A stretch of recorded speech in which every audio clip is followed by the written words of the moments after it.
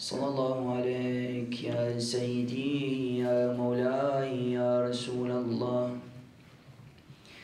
صلى الله عليك يا أبا عبد الله. يا ليتنا كنا معكم سعادتي فنفوز والله فوزا عظيما. عظم الله لكم الأجر جميعا باستشهاد مولانا أمير المؤمنين. قال الله تعالى في القرآن الكريم: بسم الله الرحمن الرحيم: إن القوة لله جميعا. الصلوات. اللهم صل على محمد وآل محمد. Brothers and sisters, assalamu alaikum wa rahmatullahi wa barakatuh. In the months that are now before us, and the month that now accompanies us, there have been a plethora of births to celebrate and martyrdoms to commemorate. Martyrdoms, for example, or first let's begin with the births. Births such as the birth of our 10th Imam, Ali ibn Muhammad al-Hadi, on the 3rd of Rajab. You then have the birth of Imam Amir al-Mu'mineen alayhi salam on the 13th of Rajab. Martyrdoms such as, for example, the martyrdom of Ahlul Bayt alayhi salam Imam al-Kadhim on the 25th of Rajab, and Abu Talib on the 26th of Rajab. You then come to the holy month of Sha'ban, where you have 3 moons who were born in that beautiful month. On the 3rd of Sha'ban, the birth of Imam al-Husayn alayhi salam.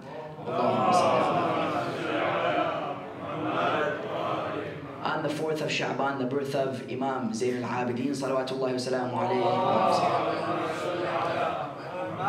And on the 5th of Sha'ban, the birth of Qamar al-Ashira, Abu Fadl al-Abbas, salawatullahi wa salamu alayhi. You'll see each one of these individuals displayed an indefinite level of greatness through one quality more than the other. For example, when you look at our 10th Imam, Imam Ali al-Hadi alayhi salam, he displayed greatness. He displayed greatness through the quality of generosity, sakha' or hata'.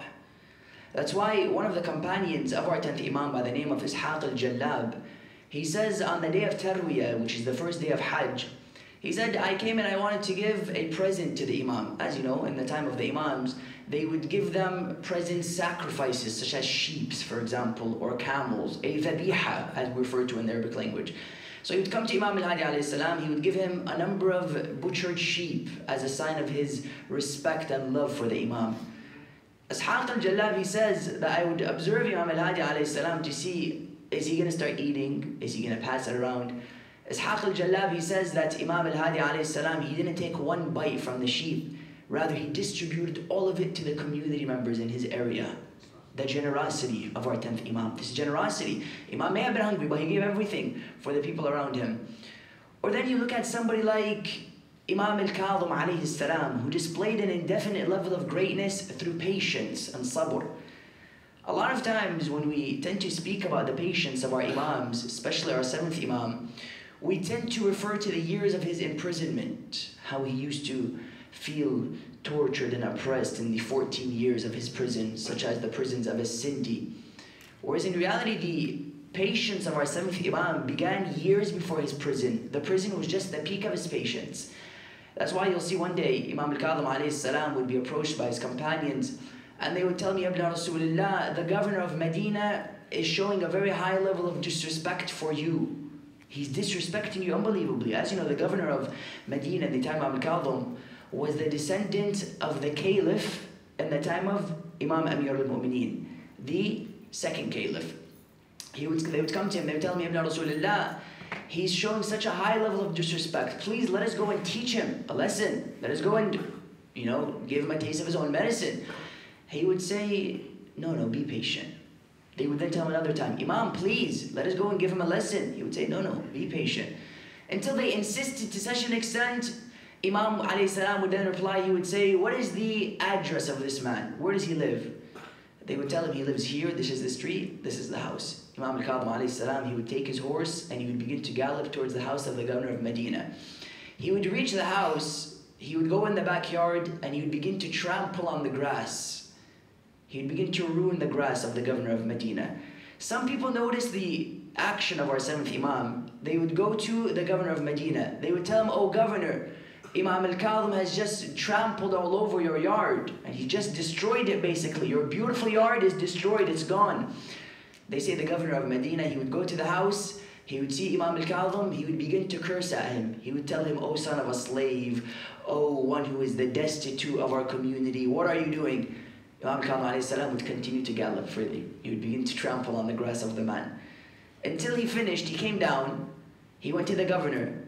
The man would tell him, Imam, what have you just done to my yard? This is my yard, you have no right to do this. You're considered an Imam, where's your akhlaq? He would tell him, what's the price of your yard? He would tell him 100 dinar. Imam would give him 200 dinar. He would tell him, I don't want your money, fix my yard.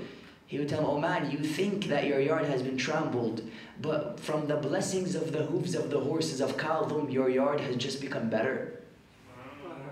The plants will now start to grow, the grass will become greener, and everything will become better. In your eyes, it's something bad, but it's something that has just become better because when the footprints of an Imam step on the yard, it may look like it's been destroyed, but in essence, it just has been revived and rejuvenated. He then would gallop back to his companions.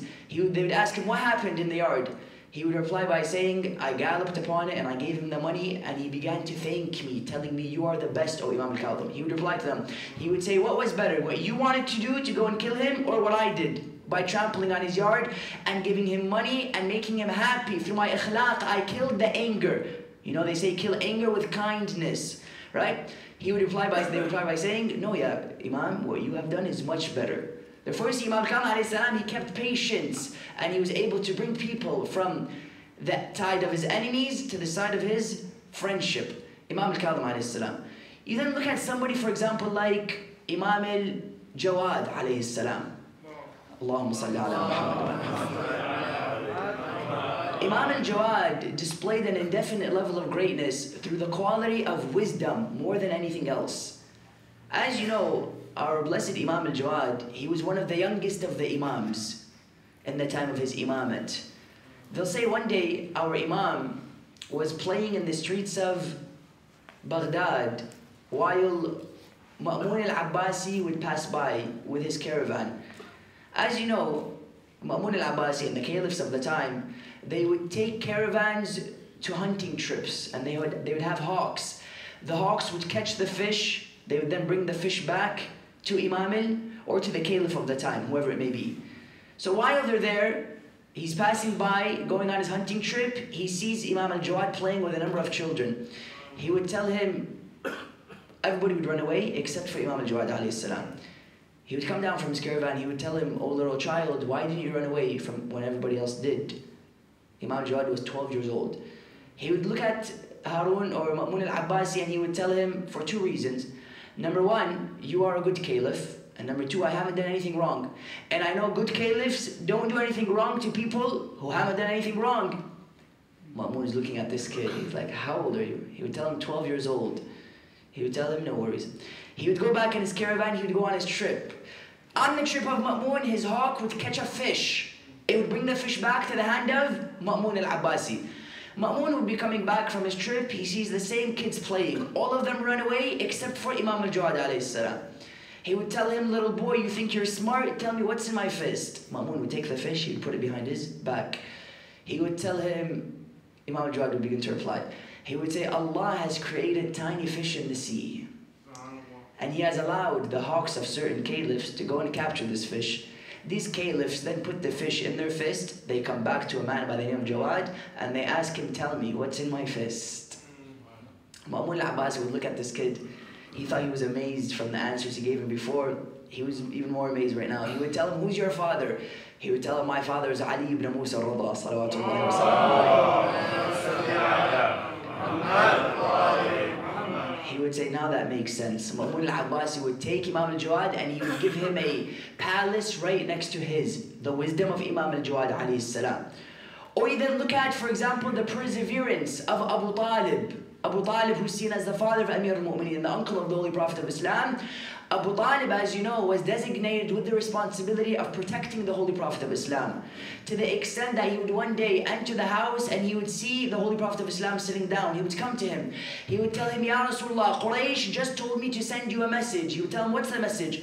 He would say, they're willing to give you the females of Arabia, the palaces of Arabia, the wealth, the position, the prominence, the fame, whatever you like, under one condition. Please stop saying La ilaha illallah. He would tell him, do you agree, Ya Rasulullah? Should I go and give them a positive reply? He would say, no. Not only shouldn't you go give them a positive reply, go and give them this reply. He said, what's the reply? He would tell him, go and tell them if they place the moon in my left hand and the sun in my right hand, so that I can stop saying La ilaha illallah by the Lord who created me. Wallahi, never will I ever do such a thing. He would say, لو وضعوا الشمس في يميني والقمر في شمالي على أن أترك هذا الدين فوالله لما تركته. I'll never leave it. Abu Talib had to protect the Holy Prophet of Islam in such difficult situations, the perseverance of Abu Talib. You then come, for example, to the rest of the Imams. Somebody like Imam Al-Hussein alayhi salam, who displayed an indefinite level of greatness through forgivingness more than bravery. A lot of times we speak about Imam Al-Hussein the warrior, or Imam Hussein the orphan caretaker. Imam Al-Hussein's true strength was found in his maghfirah, in his forgivingness. To the extent that on the 10th of Muharram, Zainab alayhi salam, she would witness Abu Abdullah crying. She would tell me, Ibn Rasulullah, do you cry from khawf, from fear? Are you scared of anything? He would say, La wallah ya Zainab, abki ala ummatin sawfa tadkhul an-nar min sababi. He would say, I cry about a nation that will enter the hellfire because of me. This is what? This is forgivingness of Imam Al-Hussein alayhi salam. Imam Al-Hussein displayed it through forgivingness. Furthermore, you look at, for example, somebody like Abu Fadl al-Abbas alayhi salam, who displayed an indefinite level of greatness through bravery. As you know, the name Abbas comes from Abasa, the very famous chapter, which we all know, Surah Abasa, Abasa wa tawalla. He frowned and turned away. One meaning is that he caused people to frown. Somebody come and ask a question, why was Abbas making people frown? Imam, for example, Imam Amir al-Mu'mineen or the Prophet was known to make people smile. No.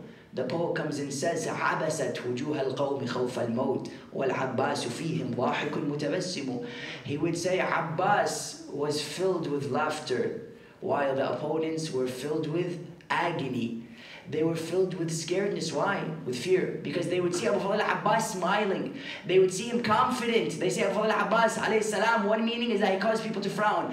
Another meaning comes from the word lion. Abbas means lion. Imam Abu Fadl al-Abbas alayhi salam was known for his bravery. You then come lastly to Imam Zain al-Abidin alayhi salam, who was revered for the quality of obedience. As you know, Imam Zain al-Abidin, for goodness sake, his name is Zainul Abidin, the ornament of the worshippers. Now the point is what? I'm only giving fadail, there's a point to make. Many times we focus on the symptom and we forget to realize the cause. See, what's important isn't the quality of generosity of Imam al-Hadi. The question is, what was the source of energy that allowed Imam al-Hadi to be as generous as he was? Where did he get the strength from? What's important isn't the quality of patience of Imam al-Kadhim. The question is, where did he get the source of energy that's made Imam al-Kadhim as patient as he was? Where was he getting this patience from? What's important isn't the forbearance or perseverance of Abu Talib. What's important is to realize the source of energy that made Abu Talib as strong as he was. What's important isn't the strength of Abbas. I want to know the source of energy that Abbas alayhi salam got his strength from, so that I can become an Abbas in my community as well. You see, I may not be able to detach a door which 40 men failed to detach, like Imam Amir al-Mu'mineen. I may not be able to, for example, split the sea like Musa, or resurrect the dead like Jesus. But I can do something in my life, and I won't realize my maximum potential and my highest ability unless if I realize the source of energy that Muhammad got their strength from. I'm not only interested in Abbas's bravery, I want to know what made Abbas Abbas. What made Hussein Hussein? What made Sajjad Sajjad? How did they become these individuals? Now someone may be thinking it's infallibility. They were ma'soom. No, firstly, Abbas wasn't born a ma'soom. He reached that level of infallibility. Or for example, somebody like Zainab alayhi salam, she wasn't born a ma'soom. You have Al-Qasim, Al-Akbar, these individuals, they weren't born infallibles. Imam al-Hussein was born infallible. Zainab alayhi salam, through her own efforts and struggles, she reached the level of infallibility. Imam, for example, Al-Abbas alayhi salam, he wasn't born a ma'soom like Jesus, who would begin to speak from his cradle. No, Al-Abbas struggled and he became a ma'soom. He had the ability to sin. All Imams did. But Al-Abbas alayhi salam, through his own will and determination, he reached the level of perfection that he had. Therefore the question is it Usman? No. That's why you'll see a number of unbelievable scholars in the world today who did things that the average scholar fails to do. For example, you have someone like Allam al-Tabatabai who published this Tafsir al-Mizan in a span of 23 years. You know, Allam al-Tabatabai, they say, one quality of his biography, they say that he would write a page of a book every single day. Every day, he would write a page. He would write something, he would publish, he would produce something, he would achieve something in his day, except on one day in his life, on the 10th of Muharram. Every day he would do something except on the 10th of Muharram. That day was exclusive to remember Imam al-Hussein alayhi salam. Or you look at, for example, our Imam al-Khomeini, rahmatullahi alayhi, Imam who descended the average scholar's potential and abilities and accomplishments. And he was able to produce a government and a society which Shaheed al-Sadr comes and refers to as saying, Ya Ruhullah, laqad haqqaqta bi'amalika hadha hilmul anbiya. He would say, Oh Ruhullah, through your achievements, you've achieved the dream of the prophets. That's why Shaheed al-Sadr himself, he comes and he says in reference to Imam Ruhullah, he says, Dhubu fil Khomeini kama dhaba fil Islam. He would say, dissolve in the character and personality of Khomeini, like he dissolved in Islam. Or look at Shaheed Mutahari, who today all of the books we have in our libraries primarily are by Shaheed Mutahari. These individuals transcended the average level of the human being. They became greats, they became elites, they're remembered until today, but they're dead because they did something special. What did they do? I always ask the question, how could you become the best human being in your life? Why is it that Imam, for example, Ruhullah, was able to do something great, and you have millions of other scholars in the world today who aren't reaching that level? What did he do different? Allam al-Tabatabai, what did he do different to the extent that he was able to accomplish a book which comes and gives us the sciences and explanation of the whole Quran? What was special about these people? They understood the source of energy. There are 4 sources of energy that the human being could extract energy from. Number 1, we'll go through them individually so that we can have a closer understanding of the sources of energy that insan could extract energy from. Number 1, you have the people, an-nas. People come and praise me. You feel unbelievable. You feel like you're on cloud 9. But this is very dangerous. Why? Because now people criticize you, you feel down. Meaning, in what? In what sense? It's a very unstable foundation to base your confidence upon. See, some people, they base their confidence on the praises of the people. This is dangerous. Why? Because now if people come and criticize you, then just like you were happy when they praised you, now you feel depressed when they criticize you. Your life becomes a roller coaster. That's why when Imam Ali alayhi salam, he comes and he explains this philosophy. He says, رِضَى النَّاسِ غَايَةٌ لَا تُدْرَكْ. He says satisfaction of people is a goal which will never be attained. You can never satisfy people. You satisfy one, another's mad. You satisfy him, the other one is mad. That's why they would once see our blessed Imam al-Khomeini rahmatullahi alayhi, after he spoke to the masses. You know, he would have these large lectures in front of the millions of people in Iran. He would give a lecture and people would be screaming, لبيك لبيك, we love you, بالروح بالدم نفديك يا روح الله. We love you, so we'll do anything for you. They came to him after he finished the lecture and they saw him mopping. They would tell him, Imam, you just gave an unbelievable lecture, now you're mopping. How do you feel? Do you feel good that people are mentioning your name? He would say, I feel nothing. There's really nothing in my heart. Just as I felt before the lecture, I had the same feeling after the lecture. They would tell him, Imam, why? He would say, today they're with me, tomorrow they're against me.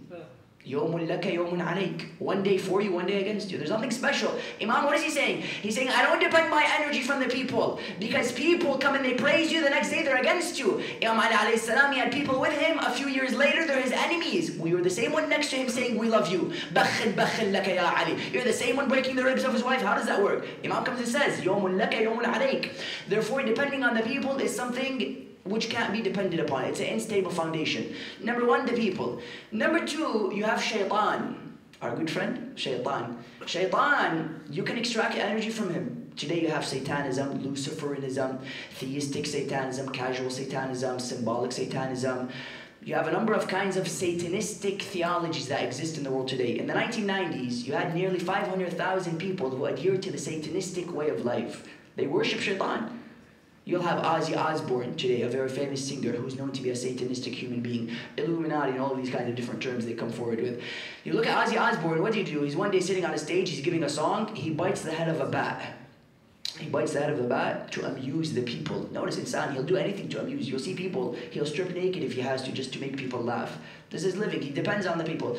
Or you have another example of Marilyn Manson. Marilyn Manson, a very famous gothic emo singer who's always dressed in black and, you know, black lipstick, and he has the eyeliner and the whole 9 yards. Marilyn Manson was a satanistic human being. You'll see these people, they depended on shaitan. Now, somebody come and ask a question, why can't you depend on shaitan? Of course, it's much easier. With Allah, you have to fast, you have to pray, you have to discipline yourself, you have to come to masjid, you have to listen to majlis. With shaitan, all you say is, Salaamu Alaikum, he says, Alaikum Salam, let's start, buddy, right? Ouija board, for example, you initiate a relationship with him. It's very easy with shaitan. Why do you do it with Allah? Why not shaitan? No, the human being has a fitrah. We have a good nature, intrinsic nature. It's almost as if you're flowing north. If I begin to get energy from shaitan, I begin to flow south. You're going against the current. See, I may make it to shore. Say, for example, the waves are going this way. I may go this way, but it's a very difficult path to take. Why take it? Somebody come and say, what do you mean it's difficult? You just said it's easy. No. In the beginning, it's sweet, but in the end, it's destructive. With Allah, in the beginning, it's difficult, but in the end, it's sweet. See, with shaitan, in the beginning, it's very sweet. You see, you have the life for 35 years, you're dictating the people. You say, I am Saddam, I'm your king, but how does it end? You end in a hole like Santa Claus, isn't it? It starts off sweet. Fir'aun comes and says, Ana rabbukum al-a'la, I'm your highest Lord. Yeah, then you'll see Fir'aun, he's stuck in the river saying, Rabbi tubtu ilayk, please, I repent you, Allah, please forgive me. It starts off sweet, but it ends very destructive. Yeah, Imam Hussein alayhi salam, in the beginning was very difficult. His family were killed, he had to go through what he did in Karbala. Zainab alayhi salam did what she had to do in Karbala. But in the end, you have 14 million people begging to crawl towards his grave, saying, Labbayka ya Aba Abdullah al-Hussein. Therefore, when I come and I say we have a fitrah, let me clarify this notion. Allah comes in and clarifies this idea of the fitrah in the Holy Quran. He says, فِطْرَةَ اللَّهِ الَّتِي فَطَرَ النَّاسَ عَلَيْهَا لَا تَبْدِيلَ لِخَلْقِ اللَّهِ.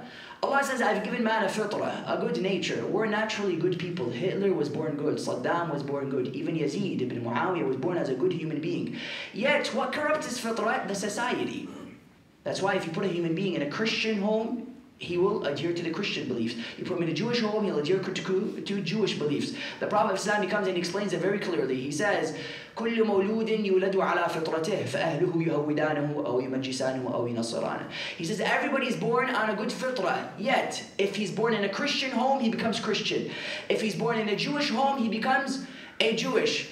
You'll see our fitrah is good. If I come and I begin to depend on shaitan, Allah subhanahu wa ta'ala comes and says, you're going against the nature I've created you as. You're going against Allah subhanahu wa ta'ala. Allah now becomes your enemy. You know, you'll have certain people in history, they challenged Allah. They had such arrogance to the extent they would challenge Allah subhanahu wa ta'ala. What is he saying? He's saying, I don't like Allah. It's too difficult for Allah. I just want to be boys with shaitan. And that's all I want to do. Now you'll see Allah subhanahu wa ta'ala, he sent a shaitan to every prophet. Ibrahim, Musa, Isa, even the Prophet of Islam. All of them had a specific shaitan sent to them to test them. That's why the verse comes and says, مَا مِن نَبِيٍّ إِلَّا إِذَا تَمَنَّى وَأَلْقَى الشَّيْطَانُ فِي أُمْنِيَّتِهِ. Allah says, there isn't a prophet unless if he wills to do something, shaitan comes in and interferes in his will. Yet every prophet may have been affected by his shaitan. Yet the Prophet of Islam comes and says, every prophet was sent to shaitan, yet my shaitan became a Muslim on my hand. قَدْ أَسْلَمَ عَلَى يَدِي. Yani he's so strong in his character, he's so firm, he has this thabat, that shaitan became a Muslim. Therefore you'll see depending on shaitan is unacceptable. Why? It may be easier, but you're going against the construction that Allah has orchestrated man within. This fitrah of Allah subhanahu wa ta'ala. Number 3, you have Allah subhanahu wa ta'ala. Allah comes and refers to himself in the Quran. He says, إِنَّ الْقُوَّةَ لِلَّهِ جَمِيعًا, the verse I began with. Allah says, all energy is for Allah. Allah is the source of energy. Furthermore, he says in chapter 24 of the Holy Quran, close to verses 30, 31, 32, which is known as Ayatul Nur. Allah says, Bismillah ar-Rahman ar-Rahim, Allahu nuru as-samawati wal-ard, mathalu nurihi kamishkatin fiha misbah, al-mishkatu fi zujaja, az-zujajatu ka'annaha kawkabun durriyun, yuqadu min shajaratin mubarakatin zaytunatin la sharqiyatin wala gharbiyya, yakadu zaytuha yudhi'u walau lam tamsasu narun nurun ala nurun yahdi Allahu li nurihi man yasha, wa yadribu Allahu al-amthala lin-nas, wallahu bikulli shay'in alim. Allah in chapter 24, he comes and makes a very interesting comment. He says, Allah is the light of the skies and the earth. Meaning Allah is the source of energy, the ultimate source of energy. I tell you, brothers and sisters, when you stand up in salah, what do we say? La hawla wa la quwwata illa billah. There is no energy except with Allah. You see energy in the animals, energy in the human. The source is Allah subhanahu wa ta'ala. Meaning the mercy found in the Holy Prophet is only a reflection of the mercy of Allah. The wisdom found in Imam Al-Jawad is only a reflection of the wisdom of Allah. Meaning all goodness is from Allah. And all evil is something that Allah doesn't create. Allah doesn't create evil. See, a lot of times we think, how could there be evil in the world and with a good God? You see, this idea of theodicy. The problem of theodicy found in many religions is that God has good attributes. He's known as the wise, the good, the peaceful. But then you see 9/11 taking place. How does that work? No. Evil isn't from God. Good is from man. Good is from God. Evil is from man. Meaning the free will that we have is what causes you to do things either in a good way or in a bad way. I can give you a knife. You can use it to kill people, or you can use it to kill potatoes, for example. So it doesn't matter. It's not about the knife. It's about how you use it. Free will is the same thing. All good is from Allah subhanahu wa ta'ala. La hawla wa la quwwata illa billah. Inna al-masajida lillahi fala tad'u ma'a Allahi ahada. Allah has all the masajid, meaning prostration is to Him. Don't appoint partners. That's why we say wahdahu la sharika la. There's no appointment with Allah subhanahu wa ta'ala. Allah, number 3. Number 4, and there's a point to make. Please stay with me. Number 4 is insan, you and I. Man is an unbelievable source of energy. And the idea that Allah subhanahu wa ta'ala has created man with good and evil. وَنَفْسٍ وَمَا سَوَّاهَا فَأَلْهَمَهَا فُجُورَهَا وَتَقْوَاهَا. Allah has created man with good and in evil. Before I want to become a source of energy and I can depend on myself to do things, to do great things like Imam Al-Khumaini or Alam Tabatabai or Shaheed Murtada Mutahari or even Prophet Abbas alayhi salam. Before I depend on myself, there is good and evil in me. I have to remove the evil before I can depend on myself. Depending on yourself without purifying yourself is when Saddams are created. It's when Yazids are created. It's when Wahhabism is created. He depends on himself, but he doesn't remove the evil within himself. Allah comes and says, إِنَّا هَدَيْنَاهُ السَّبِيلَ إِمَّا شَاكِرًا وَإِمَّا كَفُورًا. Allah says, we've given man a good path and a bad path. If you depend on yourself before purifying yourself, then you become an evil thing. When I depend on myself before I purify it, it's almost as if within the theory of physics known as destructive interference. See, in physics, they tell you of 2 kinds of waves. Destructive interference and constructive interference. Destructive is when you have waves of different wavelengths and they begin to clash with one another. That's why a lot of times when you have a microphone, you go to a system, you hear noises. Why? There's destructive interference taking place between the waves of the mic and the waves of the system. You know, constructive interference is when the waves become harmonious. They begin to connect with one another. And it's no longer 2 waves, they become 1 wave. With Allah subhanahu wa ta'ala, if you purify that self of yours, the arrogance, the jealousy, the greed, the hypocrisy, the nifaq, and then you connect with Allah, only then could you be a source of strength. You become interfered with Allah, you become one with Allah subhanahu wa ta'ala. That it may have been Imam Al-Hussein alayhi salam, to clarify the notion, fighting in Karbala, but it was Allah fighting through Abu Abdullah. It may have been the Holy Prophet of Islam throwing the stone against Quraysh, but it was Allah aiming as to where the stone would go. That's why when Allah comes and says, وَمَا رَمَيْتَ إِذْ رَمَيْتَ وَلَكِنَّ اللَّهَ رَمَى. You didn't throw it when you threw it. It was Allah who threw it for you. It may have been Zainab standing in front of Yazid, but it was Allah speaking through Zainab. That's why when we speak about Imam Mahdi alayhi salam, what do we say? We don't say Assalamu alayka ya Hujjat ibn Hasan. We say Assalamu alayka ya Aynullah. Peace be upon you, O the eye of Allah. Meaning he purified himself until he became the eye of Allah. Not only does he see through Allah, Allah sees through him. Could you imagine? Yani you become an ala, you become a tool in the hand of Allah subhanahu wa ta'ala. When you purify yourself, that's why how many ad'iyas do we see asking Allah to purify ourselves? Allahumma tahhir qalbi min al-nifaq, wa amali min al-riya, wa lisani min al-kadhib, wa ayni min al-khiyana, fa innaka ta'lamu kha'inata al-a'yun wa ma tukhfi as-sudur.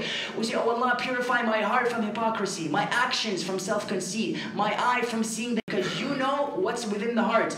Imam Ali alayhi salam, he gives us these kinds of ad'iyah to purify ourselves. Why? So that you can become one with Allah.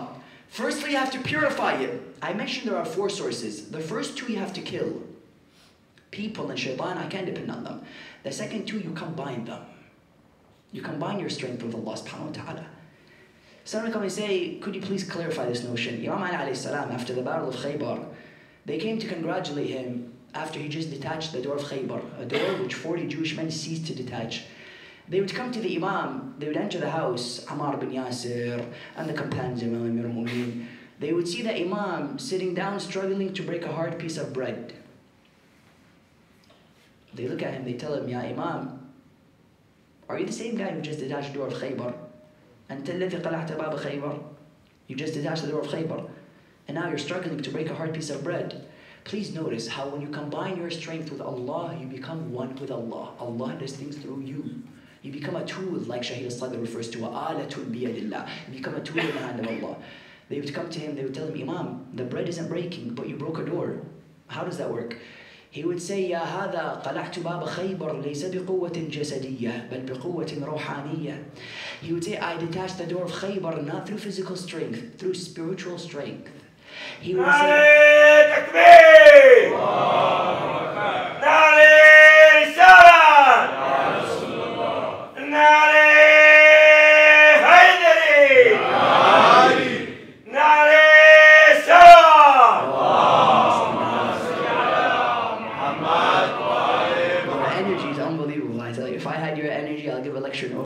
So I mean, they would come, alhamdulillah, inshallah one day you can, I know kya hal hai, I know TK, inshallah there's a long way to go. So you'll see, they would come to Imam Ali alayhi salam, they would tell him, how did you do it? He would tell them, Bab Khaybar, I broke it through Allah's strength. Yet this bread, I break it through Ali ibn Abi Talib's strength. Meaning, I may have broke the door of Khaybar through the strength of Allah, but I can't do anything because Ali is just a slave of Allah. Meaning, everything I do is because of Allah subhanahu wa ta'ala. What do? You combine your strength with Allah subhanahu wa ta'ala's strength. Now, of course, after you combine your energy with Allah's energy, there's still a major issue in the problem. There's certain blocks in the road which stop us from doing so. There's a delay. Somebody come and say, okay, I want to combine, but how?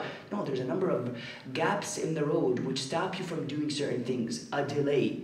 How many of you have watched Chinese movies? A lot of times you'll see in the Chinese movie, they say something and you hear him 20 minutes later. There's a delay. Or sometimes if you have a car like my dad's car, he turns the steering wheel and then 3 minutes later it turns. See, there's a big problem. Sometimes you go in the masjid, you turn on the light and you'll see 30 minutes later the light comes on. What's the problem? There's an audio, there's a delay between audio and video, a delay between action and reaction. Many times we'll raise our hand and we'll say, Ya Allah, please answer my dua. And it takes years for him to answer it. Why? Because there's a delay. Kun fayakun is what? Kun fayakun is when there's no gap between Allah and His servant. You and Allah become one. Meaning Allah has kun fayakun. إِنَّمَا أَمْرُهُ إِذَا أَرَادَ شَيْئًا أَنْ يَقُولَ لَهُ كُن فَيَكُونُ. Allah, if He says be, it will become. If the human being bridges the gap between him and Allah, he says be and it also becomes. But what does he have to do? He has to bridge the gap first. One of the greatest gaps is doubt, dhann. يَظُنُّونَ بِاللَّهِ الظُّنُونَ. Doubt has an unbelievable ability to limit the potential of Allah. وَمَا قَدَرُ اللَّهَ حَقَّ قَدْرِهِ. They didn't know the strength of Allah. Doubt is what? See, Allah treats us depending on how we treat Him. It's a reciprocal relationship. That's why the Hadith al-Qudsi comes and says, أَنَا عَنْدَ ظَنَّ عَبْدِيَ الْمُؤْمِنِ. It says, I am at the doubt of my servant. Meaning, if I do dua and I think Allah is going to answer it, Allah will answer it. He says, it doesn't depend on me, it depends on you. Yeah, if you think it's not going to be answered, Allah isn't going to answer it. See, because how many times, I remember as a child, you'd be walking in the basement and you think there's a monster, Barney, going to come and bite you. You feel something's behind the door. There's nothing there. But your doubts create certain imaginations. A human being is a victim of his imagination if he doesn't know how to control it. Therefore, you'll see, dhann is what allows us to doubt Allah. It's a gap. Allah can answer it, come on. Just like Ibn Muljim, when he struck Imam Ali alayhi salam, Imam Ali alayhi salam would tell him, be patient, Allah is merciful. He would tell him, أَأَنْتَ تَنْقُضُ مَنْ فِي النَّارِ. Are you the one who saves those from hell. He lost completely. He doubts Allah subhanahu wa ta'ala. See, if insan wants to be great, he has to see Allah great. My perception of myself depends on the perception of Allah. If I see Allah is unlimited, I'll become unlimited as well. And we have a majlis inshallah in the future about this whole idea of you being unlimited depending on your perception of Allah. We'll go more into detail into that later on. But when you perceive Allah as something unbelievably great, you become great as well. But when your Lord is a rat, or for example, a man who was crucified on a cross, then just like him, your hopes have been crucified and you're high because of his yaqeen and the mercy of Allah. Nuh was able to continue to build the ark because of his yaqeen and the wisdom of Allah. Musa was able to split the sea because of his yaqeen and the ability of Allah. Amir al-Mu'mineen was able to split the door because of his yaqeen and the qudra of Allah. And Muhammad ibn Abdullah was able to split the moon because of his yaqeen and the miraculousness of Allah subhanahu wa ta'ala.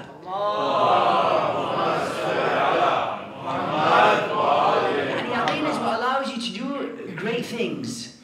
And Allah, the more yaqeen you have, the more Allah gives you. That's why you'll see one day, there was a man, he came to Jesus alayhi and he told him, Ya Isa, my work is here, and I have to do what? I have to go to my work, but there's a river in between, and it's very difficult for me to do it. Do you have a trick, something you can help me out with? He told him, no problem. Take this paper, put it in your pocket, and go and walk on water. He would tell him, Ya Isa, I'm so sorry, I didn't hear that one. Did you say walk on water? He said, yeah, go and walk on water. Take this paper, just put it in your pocket. So they say the man, he would go the next day, he would walk on the water, and he'd begin to walk. Next day he comes, begins to walk. Third day, our friend is walking, and he says, what's in this paper? He takes out the paper, he begins to read it. It says, Bismillah ar-Rahman ar-Rahim. He says, come on, Jesus has to be kidding me. That's all he wrote on the paper. What does he do? He throws the paper. I'll throw it very nicely. Okay? He throws the paper. Instantly he falls in the water. He would come to Jesus alayhi salam. He would tell him, Ya Isa, your trick. I think something happened. There's a few fuses in the light bulb. He goes, oh no. What did you do with the paper? He said, all I did was open it. He said, what did you think when you opened it? He said, when I opened it, I saw it said, Bismillah. I lost trust. I said, that's it, Bismillah. Jesus alayhi salam, he replied, he would say, when you lost trust in Allah, Allah lost trust in you. It's a reciprocal relationship. And what do we want? We want Allah to have everything to do with us, but we want nothing to have to do with Allah subhanahu wa ta'ala. Allah says, no, idhkuruni adhkurkum. Remember me, I'll remember you. Meaning, it's not only in times of difficulty I remember Allah. I remember I was once with my friend, we were driving, and all of a sudden he sees the red and blue lights behind him, the police. I remember we're talking about sports, marketing, we're talking about food, iftar is coming soon, what we're gonna eat. All of a sudden he sees the police. I saw him go into a state of khushu' so quick. He swooped, he went to barzakh. He's like, Allahu la ilaha illa huwa al-hayyul qayyum. I told him, Maulana, what's the problem? Everything was fine before the police. He said, brother, can't you see the police? It's time. Malik al-Maut is coming after me. I told him, no, it's only the police. Take it easy. Allah says what? He says, a mu'min doesn't only remember me in bad times and in good times. الَّذِينَ يُنْفِقُونَ فِي السَّرَّاءِ وَالضَّرَّاءِ. Those who remember Allah in good times and in bad times. Meaning Allah comes and says, you put your trust in me, I'll put my trust in you. And the more trust you have, the more authority you have. See, authority is translated as wilaya. You'll see there are two kinds of wilaya. You have firstly, mutlaq al-wilaya. Absolute authority. This is what Musa alayhi salam had, Isa. But mutlaq al-wilaya is only one vitamin. For example, he wants to resurrect the dead, he can resurrect him. But he can't do anything else, unless with Allah's permission. Meaning only when Allah gives him the permission, he can turn on the switch of wilaya. This is known as what? Mutlaq al-wilaya. Ahl al-Bayt, they don't have mutlaq al-wilaya. They don't have absolute authority. They have wilayat al-mutlaqah. They have authority of the absolute. The lion would stay in the picture. People would be like, this guy has lost it completely. He's talking to pictures now. You're like, oh lion, come out. The lion comes out. It would come to Imam Al. This is hadith. I'm not making stuff up. He would come to him. He would tell him, oh lion. The lion would speak to him. He would tell me, Ibn Rasulullah, what would you like me to do? He would tell him, go and eat the magician.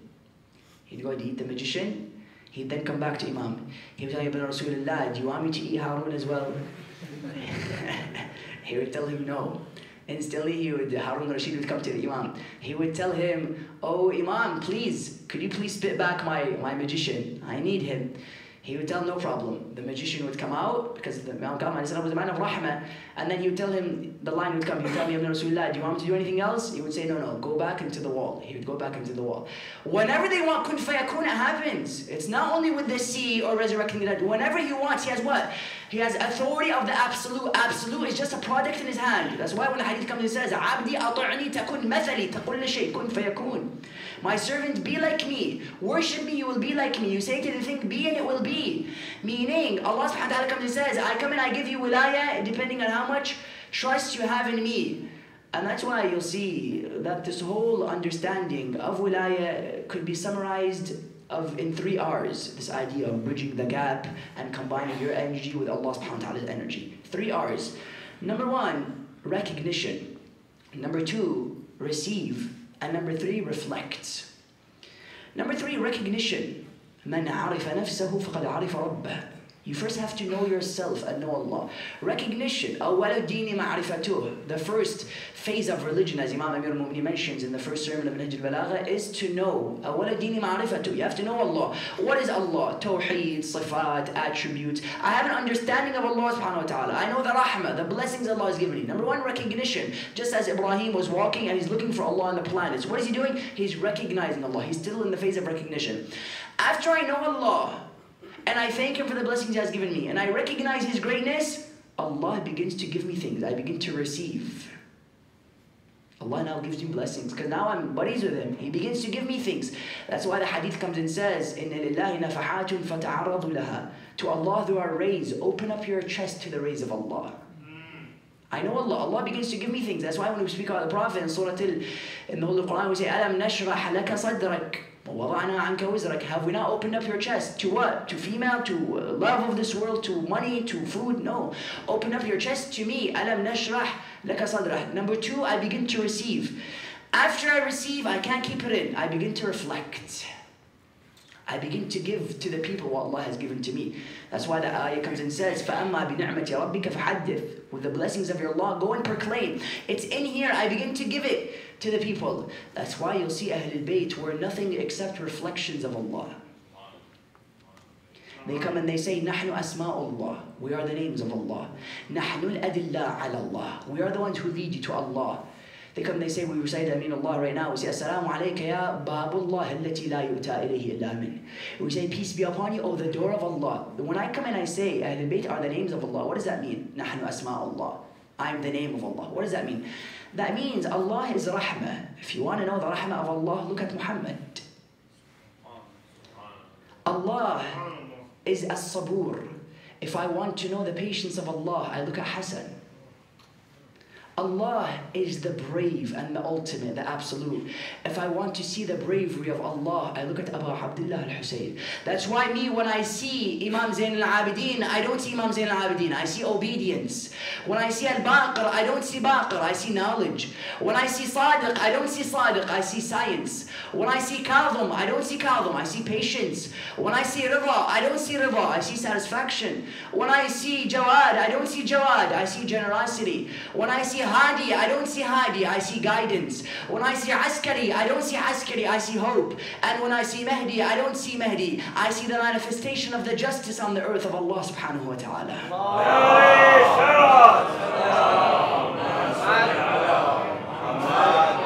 Because you may have a human being who has the quality of patience, but then you'll see patience manifested in a human being. Yeah, and you'll see Fatima Zahra alayhi salam, she wasn't only a good human being, she was goodness. The Prophet comes and he speaks about Fatima. He says, لو كان الحسن شخصا لكان فاطمة. He says, if goodness was a human being, it would be Fatima. Therefore, you'll see what? They begin to reflect what Allah has given them. That's why when you come to the lives of Ahlul Bayt alayhim salam, you see that this whole philosophy was manifested in their lives very beautifully. Initially, I'll give you an example and we'll conclude with our majlis. You see Imam Zayn al-Abidin alayhi salam, how did he combine his energy with the energy of Allah until he became a tool in the hand of Allah and he bridged the gap? Imam Zayn al-Abidin alayhi salam, his obedience was unmatched. They say that if you want to see the ibadah of Muhammad, look at the ibadah of Ali. And if you want to look at the ibadah of Ali, then look at Zayn al-Abidin. Meaning nobody was able to bring these ibadah into, like the Prophet of Islam, like Imam Zayn al-Abidin alayhi salam. They say Zayd ibn Ali, the son of Imam Zayn al-Abidin, Zayd al-Shaheed, who has a whole sect after him, the Zaydiyah. They come and they say, Imam Zayd ibn Ali himself, he comes and he says, my father, he would go to sleep every day, but he would crawl to the bed. They would come to him, they tell him, why does he crawl? They would tell him, he would say, because of how much ibadah he would do, his feet would go numb. His feet would go numb, they would become puffy. That's why Imam Zayn al-Abidin, what is he known as? Dhul Thafanat. The man of knees. Man of knees means what? Imam Baqir comes and tells us that Imam Zayn al-Abidin would clean his knees twice every month because of how much ruku' and sujood he would do with the knees that Allah has given him. That's why he's known as Sha'ir Allah, the poet of Allah. He's known as the publisher of Zabur al-Muhammad, the Psalms of al-Muhammad. Meaning what? You'll see that he combined his energy with the energy of Allah and the idea of obedience. Number two, you have Imam al-Hussein through forgivingness. She comes and he tells him, why do you cry? You say, أبكي على أمة سوف تدخل النار بسببي. Yet when you come to Abu Fadl al-Abbas alayhi salam, you see al-Abbas alayhi salam, he manifested this idea very beautifully. Abu Fadl al-Abbas, he fought his first battle in Siffin at the age of 14. He would come to Imam Amir al-Mu'mineen, he would tell him, Ya Ali, could I fight today? I want to show who I am. He would tell him, no, you're too young. He would tell him, please, father, let me fight. He would tell him, no, you're too young. He'd tell him, father, please, let me please fight so the name of Abbas could live forever. He would tell him, go and fight, but put this mask on your face. They say Abbas alayhi salam, he would put the mask and he would begin to fight. People see this boy coming, they don't know where he's from. They just see a boy, they think it's Imam Ali alayhi salam. A man by the name of Ibn Shaza' arises from the opposition side. A man by the name of Ibn Shaza'. He would say, I have 7 sons, who's willing to fight them? Al-Abbas alayhi salam, he would go, he would defeat the first one. He would kill the second one, the third, the fourth, the fifth, the sixth, the seventh. He would kill all 7 of the sons of Ibn Shaza'. Ibn Shaza' is furious. He would say, you killed my sons, come and kill me. Al-Abbas would go and finish him off as well. Now Al-Abbas alayhi salam is there. The opposition are interested. Who is this boy? He's doing unbelievable things. They would tell him, identify yourself. He would remember the words of his father. Don't take off your mask. They would tell him, take off the mask. He'd be like, I don't have the permission to. While he's standing there, Imam Ali alayhi salam comes from the side of the army. Now people know this isn't Ali ibn Abi Talib. They're now even more hungry to know who this boy is. They would tell him, identify yourself. He would turn to his father. He would tell him, father, could I take off this mask? He would tell him, no. Tell father, please, let me tell them who Abbas is. He'd tell him, no. The third time he insists, he'd take off the mask. They would tell him, identify yourself. Who are you? He would say, Ana qamaru Bani Hashim. He would say, I'm the moon of Bani Hashim. Now in the crowd, they would make interesting comments. They would say, Bani Hashim has already 2 moons, referring to Hassan and Hussein. He would say, no, they are the moons of Muhammad, and I'm the moon of Ali. And it's the duty of the moon of Ali to protect the moon of Muhammad. He would say, they are the eyes, and I am the hands, and it's the duty of the hands to protect the eyes. Abu Fadl al-Abbas, brothers and sisters, was 14 years old. Imam Zayn al-Abidin alayhi salam, how young was he? Imam al-Hussein. Yeah, they did unbelievable things. Why? Because they combined their energy with the energy of Allah until they became the invincible forces that they were. And that's why, because they were so strong and because they were so powerful, you'll see the enemies of Allah attempted to bring them down.